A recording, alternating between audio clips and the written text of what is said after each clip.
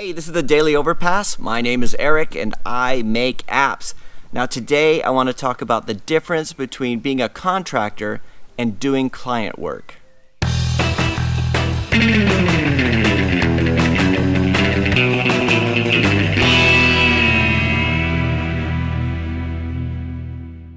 Okay, so as you can see, it is a beautiful summer day here today. It's Sunday afternoon and I had to do this one outside. Right. So today I want to answer a question that came in from Rifat. Another question from Rifat. This was posted on the live stream we did the other night. He said, Eric, what's the difference between contracting and client work?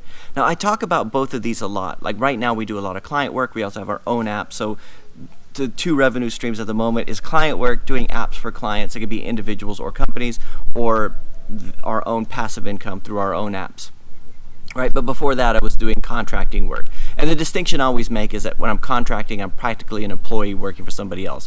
Right, I don't have a lot of the risks of the project getting done like I do with, like if we have a project-based client work, but it's still like I can only work for one client at a time unless we have some sort of flexible agreement. But like for example, my last contract was like 6 months long, working for a single client, going to their site every day, that kind of stuff. So, and this kind of life I don't really want to go back to, but it's there. It's like I talked about it a few weeks ago, that when Ear Agent got removed, my first instinct was to go back and look at the job pages to look for a contract because they pay really, really well. See, and the whole thing about these, so you got this different stages that I've gone through, was employee to contractor to running my own company and doing client work.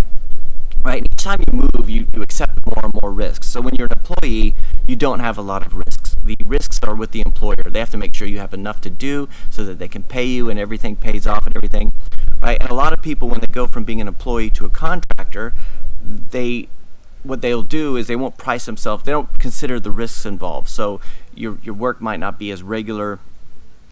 So a lot of people, what they'll do is they'll say, I was making this many thousand a year. I'll just divide that by the length of the contract or by day, and they'll find out how much it did by day, and I'll just charge that. But most of the time you have to charge a lot more.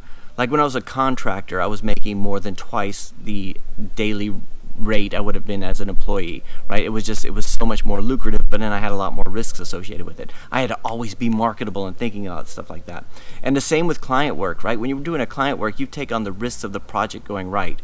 If you're a contractor, the employer or the people hiring you, they have to worry about it. Like if you have a day you come in and there's no network access, they still have to pay you. Like you're a contracting.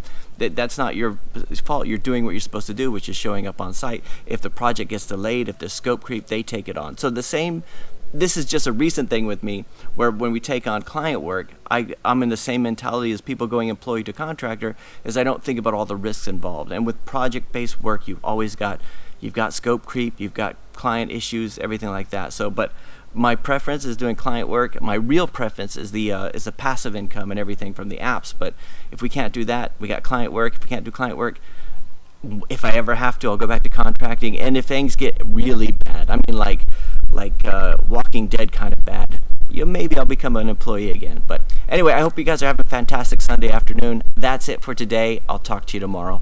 As long as I'm still